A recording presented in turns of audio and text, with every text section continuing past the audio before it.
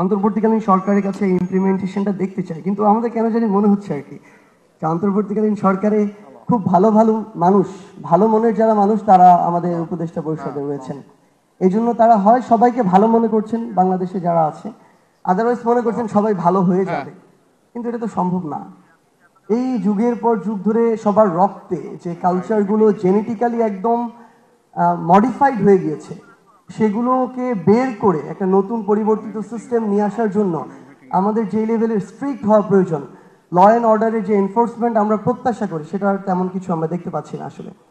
তো সেই জায়গা থেকে আমাদের অন্তর্বর্তীকালীন সরকারের, আমরা শুধু একটা মন্ত্রণালয় নিয়ে বলছি না, সকল মন্ত্রণালয়ের মধ্যে আমরা এই বিষয়টা দেখছি।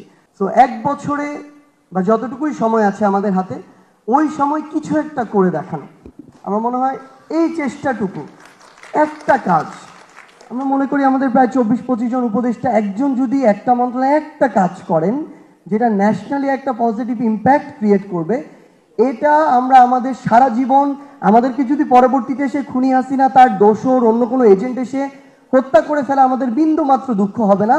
অন্তত এটুকু বলতে পারবো যে অন্তর্বর্তীকালীন সরকারের সময়ে 24 জন উপদেষ্টা 24টা সংস্কার করেছেন, যেটা পুরো বাংলাদেশের পরিবর্তনের জন্য সবচেয়ে গুরুত্বপূর্ণ ভূমিকা রেখেছিল। ব্রেকফাস্ট, টিফিন কিংবা স্ন্যাক টাইমে মজাদার আয়োজন মানে অল টাইম ব্রেড।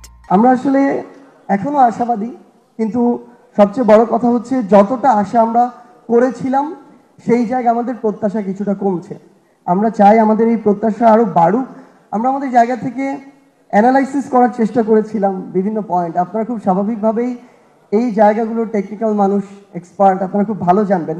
আমরা যতই চেষ্টা করি না কেন 2-4-7 দিনে হয়তো সারফেস লেভেলের একটা আইডিয়া পাবো, বাট আমাদের জায়গা থেকে যেটা মনে হয়েছে, আমাদের এই বিজনেস সেক্টরে বা আমদানি রপ্তানির ক্ষেত্রে বড় বড় কিছু প্রতিষ্ঠান যেভাবে বিগত 16 বছর কিংবা তার আগেও এই বিষয়গুলোকে নিয়ন্ত্রণ করেছে, স্পেশালি আমাদের আমদানির জায়গাটা, এই জায়গা আমার মনে হয় আরেকটু ডিসেন্ট্রালাইজড হওয়া প্রয়োজন।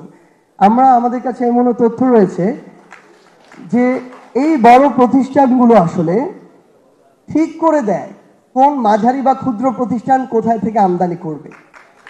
এই বড় প্রতিষ্ঠানগুলো যদি তাদের জায়গা থেকে ফোন না দেয়, পারমিশন না দেয়, মাদার ভেসেল থেকে লাইট ভেসেলে পণ্যগুলো নামে না। ইভেন কষ্ট করে টাকা দিয়ে যদি নামানো হয়, দেখা যায় যে সেখান থেকে কর্মচারী ইউনিয়ন আরেকটা ফোন কল পেয়ে ওই পণ্যগুলো খালাস করে না। সো এই যে প্রত্যেকটা পরতে পরতে যে বিষয়গুলো আমরা অবজার্ভ করছি, আমাদের মনে হয়েছে এগুলো সামগ্রিক প্রচেষ্টা ছাড়া সম্ভব নয়। আমরা এরকম ফোরামে যখন প্রত্যেকটা স্টেক হোল্ডার থাকে, আমরা নিজেদের যে সীমাবদ্ধতাগুলো সৎসাহস নিয়ে সেগুলো কম তুলে ধরি। আমরা আরেকটা জায়গা, যে জায়গায় প্রত্যাশা করি সেই সীমাবদ্ধতাগুলো তুলে ধরি। কিন্তু আমরা আমাদের জায়গা থেকে যেটুকু দেখেছি এখন পর্যন্ত, যে আমাদের প্রত্যেকটা স্টেক হোল্ডার এখানে দায় রয়েছে, কাজ করার জায়গা রয়েছে।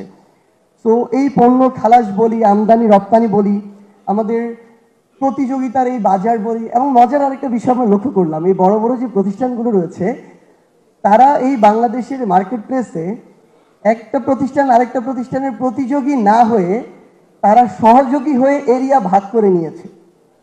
তারা তাদের মতো করে আলাদা আলাদা জায়গায় ডিল করে। যেমনভাবে আমরা এটা দেখি, আমি তো ওয়াইল্ড লাইফ নিয়ে পড়াশোনা করেছি, জেনেটিক্স নিয়ে, জিওলজি নিয়ে, তো আমরা দেখেছি সেখানে এনিম্যালদের মধ্যে আলাদা টেরিটরি ভাগ করা থাকে এবং বিভিন্নভাবে এই টেরিটরি দেয়া হয়।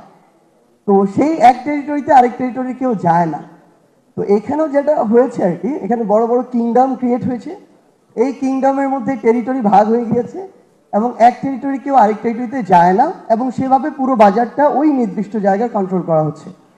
তো আমাদের মনে হয় এই মানে সমঝোতাপূর্ণ সহযোগিতামূলক বাজারের জায়গায় আমাদের প্রতিযোগিতামূলক একটা বাজার খুব বেশি দরকার। আমাদের প্রতিযোগিতা কমিশনের যিনি আমাদের এখানে কথা বললেন, তিনি যেমন বললেন যে প্রতিযোগিতা বিরোধী কর্মকাণ্ড নির্মূল করাই তাদের কাজ। সেই জায়গায় বিগত 16 বছর মনে হয় তারা সবচেয়ে বড় ব্যর্থ প্রতিষ্ঠান, কারণ তারা এই কাজটা কিছুই করতে পারে নাই। আমাদের রাজনীতিবিদদের আমরা চাই যে যারা রাজনীতি করতে চায় আগামীর বাংলাদেশে, তাদের সৎভাবে উপার্জনের একটা পথ তৈরি তারা করুক, না হয় আপনারা সহযোগিতা করেন দয়া করে। কিন্তু এরকম অসৎভাবে প্রত্যেকটা জায়গায় চাঁদাবাজি নামে লুটপাটের এই ট্রেডিশনটা বন্ধ হওয়া উচিত।